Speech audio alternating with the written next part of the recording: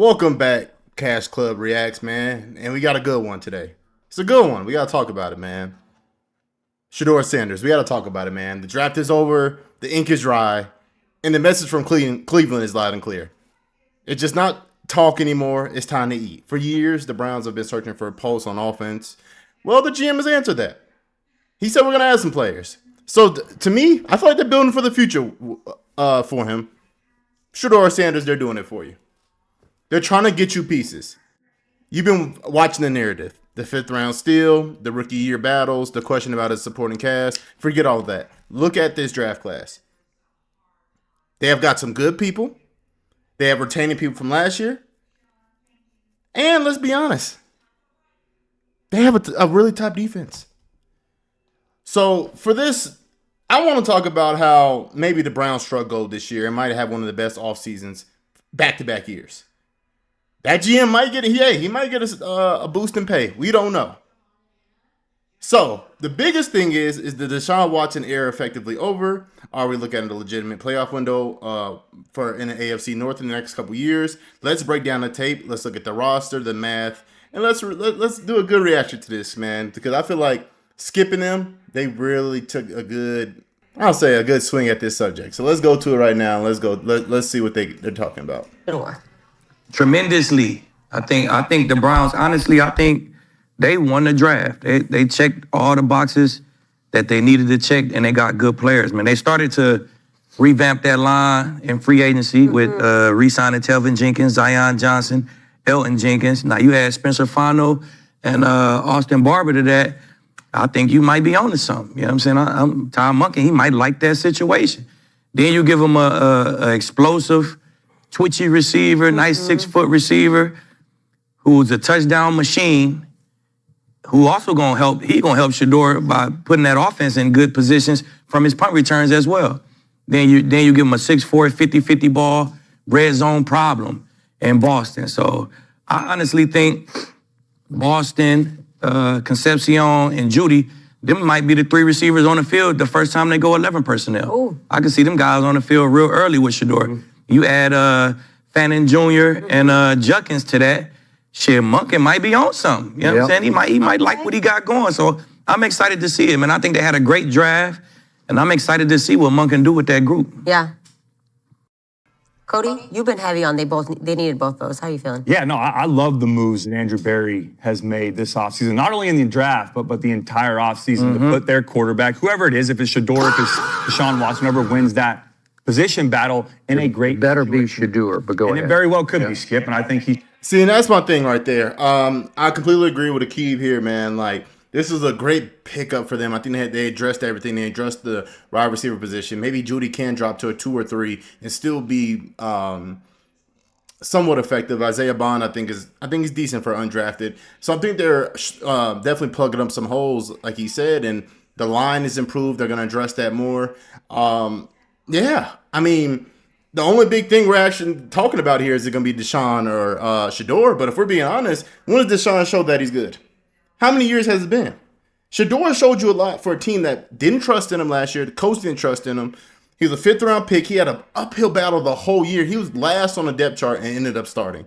Imagine if he would have got first-team reps and they invested in him, they poured into him the start of the year. So this is going to be very interesting, but this Deshaun Watson thing is a debacle. It's probably one of the worst contracts in sports. No shots at Deshaun, man. Get your bread. I'm very happy for you. But, I mean, to say this isn't one of the worst contract damn near in sports right now, come on. You have to pay him all this money. You can't trade him unless you go send him to a bad team, but who's still going to want to take on that capital? So you're in a really bad spot with that. So I know they can't wait to get him off the books because I think they're going to get even better once they get that contract off the books. I definitely think Shedeur should be starting, but let's see what Cody and Skip have to say here. Should be the first guy out there throughout this offseason and get those ones reps. But I think it will be an open competition. It'll come down to whoever gives their team the best chance to win. But either way, whoever does win that quarterback battle, Andrew Berry's and putting them in a position to succeed this entire offseason. First thing they do is they go out and hire Todd Monken, who's an offensive-minded head coach and has had a lot of success as a play caller. He won back-to-back national championships with Georgia, led one of the most dominant offenses each of those years, helped Stetson Bennett become a Heisman finalist, and then he also went to Baltimore and had a lot of success, especially early on. 2023, Lamar Jackson wins the MVP. 2024, he throws for 41 touchdowns, only 4 interceptions, and runs for another 400 yards. The thing I love most about Todd Monken, too, and his offense is his versatility within the scheme. He does a great job of maximizing his quarterback's potential, regardless of who it is. Stetson Bennett and Lamar Jackson are 2 completely opposite type of quarterbacks, yet both have had success in his offense. That's I don't know, man. I'm skipping through this, and I'm gonna skip to kind of when Skip is talking here. But like, I don't know how good. Maybe I'll listen to Gerald McCoy, see what he has to say. But if I'm being honest with you, this coach has a lot to prove. Now I know he did some stuff with Lamar, but going from college to now, I don't know where he was at before this. I do know. I just don't feel like searching it up right now. If I'm being honest with y'all. But like for me personally, like when was I you ran a whole team as a head coach? That's tough, especially coming to a losing organization. So he has an uphill climb too. So whoever he picks is going to be a big decision for him also, because this is going to determine his coaching status for the next year or two. Because they can go be all bad. They get rid of Deshaun, or they pick Deshaun. He doesn't play well. Shedeur goes south because he's dealing with that again, and you never know. And now you're coaching. Your job is on the hot seat. So this is going to be very interesting. But let's jump in and see what McCoy, what he's thinking about this process for Shedeur or Deshaun. We'll see. I agree with what everybody said. When you hire a new head coach, it's like if you bring in an artist, right, you want to give him a blank canvas and you want to give him brand new paintbrushes to create whatever masterpiece he wants. That's what you did with Todd Monken. You didn't bring him in and give him something that's already kind of painted a little bit and gave him the old brushes to say make something out of it. You gave him a blank canvas with all new paintbrushes, and now he can create and bring in the guys that fits what he wants to do. They made it very obvious what they wanted to do this offseason. Fix this offense. Protecting the quarterback was an issue. They got sacked the 7th most last year. Bottom of the league in rushing the ball, 97 yards a game. You got a young, dynamic running back. So what do? You address the O-line. We got to get somebody to protect our quarterback, get guys that can move guys out the way so we can run the ball. You had a nice rookie at tight end. They trust him. He's the guy for the future. That's why they let Njoku walk, because we got a guy. Bring in some wide receivers. Give our quarterback, whoever's going to be a chance, because we have a good enough defense to compete with anybody. For good enough, I think they have a great defense. I don't know how much they lost, but I don't think it was enough. You still got one of the best edge rushers in the game on your team. You still got one of the top corners on your team. And you got some depth on that defensive side. Just your running back and your tight end in general that you drafted last year, they're going to the improvement's going to be crazy. Fan is going to be better. Junkins is going to be better. They're primed. They're primed up to make a good team. This roster construction, you can say whatever you want before in the past about Andrew Berry. These last couple years, he's hitting the nail on the head, man. If he can get this quarterback thing solved, and we can see and say Shedeur takes that next step this year, he's going to keep his job. He's going to sign a bigger deal. I don't know if he signed one this offseason. Who knows? But I know him and Kevin were definitely on the hot seat after last year. But I'm telling you right now, we're going to start making the decisions like, man, are the Browns one of the teams of the future? Because their defense stays like this for another year or two, or they can just add pieces, take pieces out. And then you got such a young offense that you don't have to pay when you talk about your running back, your tight end, and your quarterback. Obviously, Deshaun Watson. Hopefully, we can do something with that contract. Hey, this could be a team of the future. So I do agree with that. But let's skip over to what Skip was saying. But we have to have an offense that can score some points, because a lot of the games they won, they stayed in it. Football seasons. Man, I'm excited to see it. I agree. I said multiple times last football season, sitting here on this couch in a different place, but pretty much this couch, that Pro Football Focus throughout the year ranked Cleveland's offensive line bottom of the barrel, dead last. Receiving core, dead last for much of the football season. It sometimes varied a little bit. But my bad to jump in there, but think about that. Receiving core ranked dead last. Just had to put that in discussion. It was ranked dead last. And that's what Shedeur also had to deal with. So that definitely has to be put in there. But that just ended. So I kept saying, you got to give Shedeur a break as a rookie starting quarterback. His degree of difficulty is off the charts because they can't block for him and they don't have anybody who can separate and get open and catch the football. But Quinshon Judkins is a keeper, and Fannin Jr. is a keeper, and he started to emerge starting the middle of the year.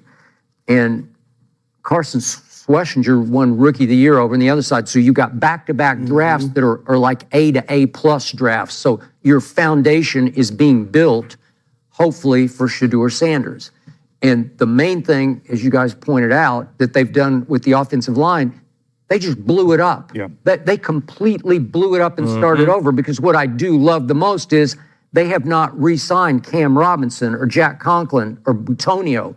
They're just like, no, we've seen your act. We're done with you. And Fano will come in, and I assume he's a day one starter at left tackle. Okay, now you've started fresh with a potential perennial Pro Bowler. So all that is nothing but great. But I got to mention this because it just pissed me off, is that we get all the way to the 6th round. And if you remember, Akib, the day after the combine, I did bring up Taylon Green because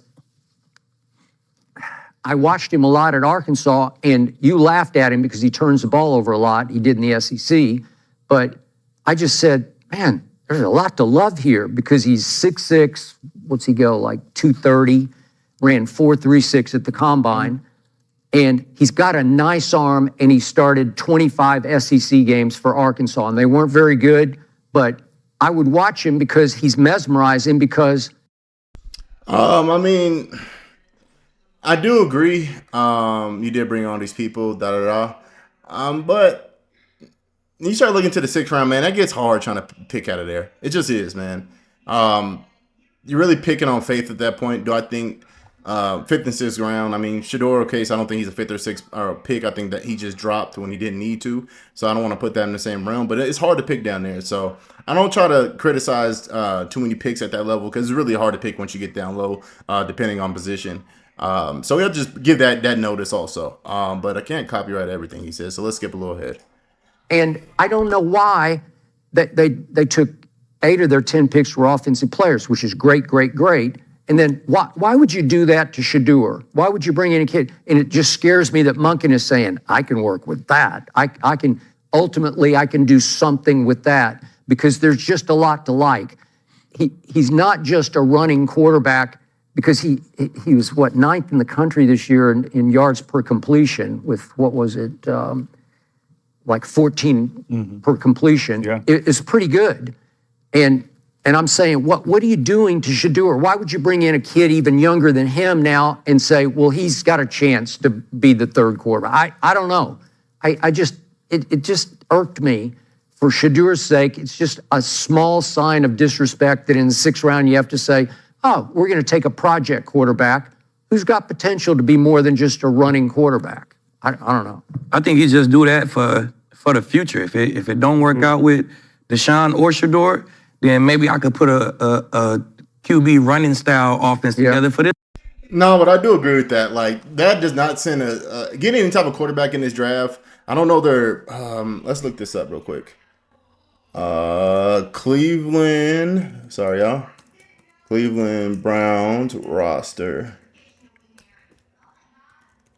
Let's see this, because like I want to see who's actually on that roster, who's still on the roster. I know, a lot of people got cut. So let's go to this updated roster that doesn't take 50 years to kind of open. What are you getting out of that? Like, getting another quarterback, knowing he probably has that insecurity of, dang, I feel like I have not been supported. You guys have not put the team around me. Why do we have to continue to put people around me who I think are my, I'm not saying he doesn't need any type of competition, but damn, can I have some type of, like, you know what I mean? Like, I want to feel like have some type of security here. You guys give me no security, and I'm just supposed to just understand that. Like, that, to me, that's just dumb. It's not listed here, but I'm pretty sure. I'm trying to find just QBs. So Shedeur, you got Deshaun. Damn, is that it? Is that the only 2 QBs? Taylor Green. Yeah, Taylor, that him. Damn, whatever happened to is he not on the list anymore? Yeah, he's still on here. No Dylan Gabriel talk, I'll tell you that. So, who knows? Let's see. This dude, you know what I'm saying? So I don't see nothing wrong with it, man. He like you said, he's a talented guy. He a a unicorn of a quarterback. He is unicornish, but again, he just turning it over like crazy. Right. Every OC wouldn't want that. Yeah. But Ty Monken look at that like, shit, I could do something with that. He's doing. That's what he's saying. Exactly. So because if you just watched him on television, you just say, man, like, oh, that'll work. right.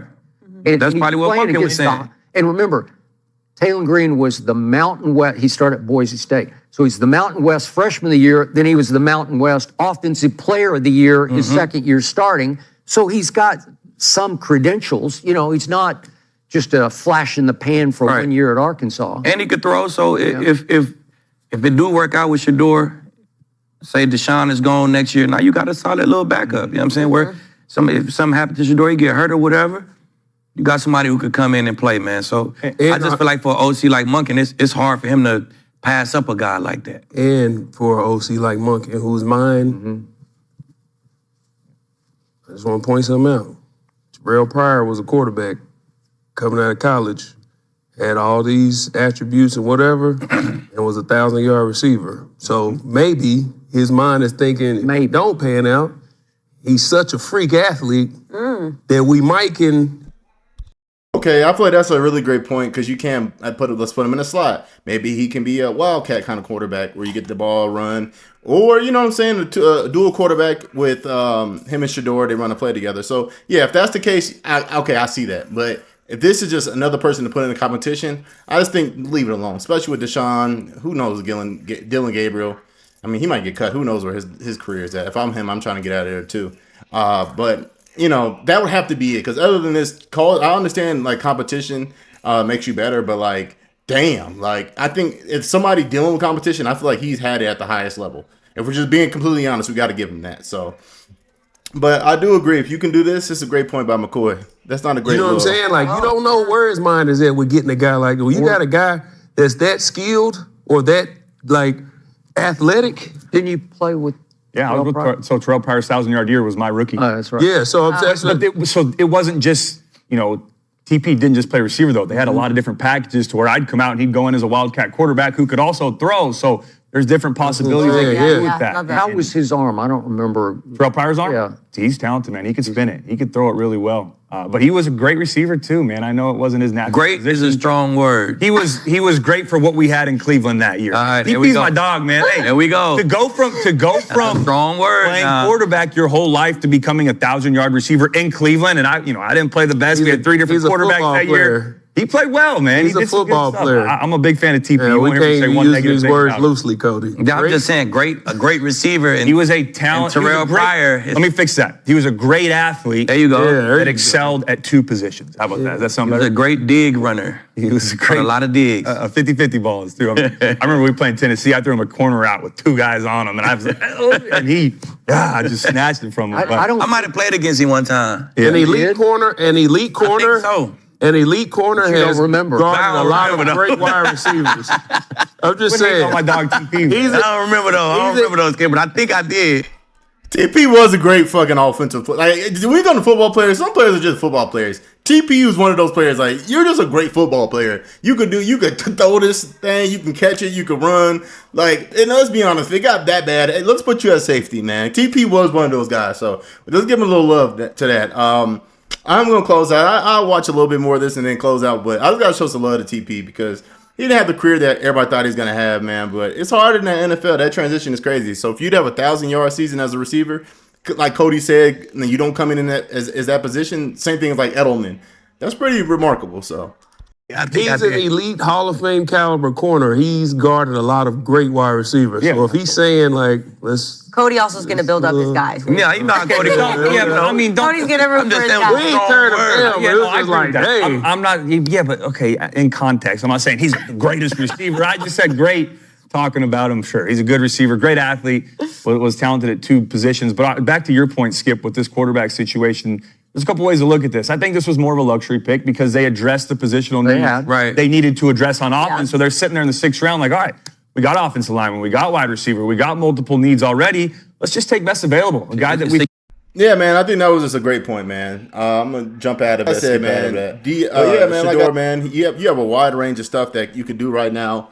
You could be great. You could, exceed anybody's expectations. So just keep living up to that, man. That's all I can say. Keep living up to it, and you know, I do think you're gonna be great. I do, but you have a uphill battle. You do have an uphill battle, man. But let me know in comments, man. Are they trying to build up around Shedeur? Are they trying to build around Deshaun? What do you think the next move for Cleveland should be, man? Do you think that was a good pick in the later rounds? Let me know. Argue with me, man. Let's build community, man. But I appreciate you tuning in, man.